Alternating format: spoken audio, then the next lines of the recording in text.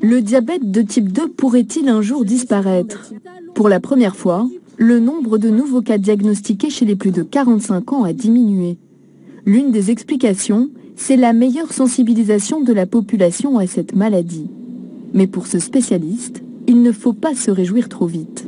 On espère que ça signifie que des messages de prévention, des politiques de prévention ont une efficacité, mais aujourd'hui on ne peut absolument pas le dire, parce que ces messages, même s'ils sont répétés dans la population, ils sont encore très méconnus, et ils sont en particulier méconnus des populations à faible revenu, les populations de faible niveau social économique.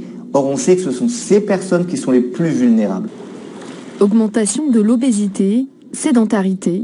Depuis des décennies, nos modes de vie sont responsables de l'apparition de cette maladie. Et il reste encore beaucoup de chemin à parcourir. Derrière cette lueur d'espoir, il ne faut pas oublier que le diabète, ça reste un problème majeur de santé publique, que le nombre de cas aujourd'hui est extrêmement important, 5% de la population est diabétique, et que donc il faut continuer à prévenir le diabète, à dépister le diabète, parce que beaucoup ne se savent pas diabétiques, et à mieux traiter le diabète.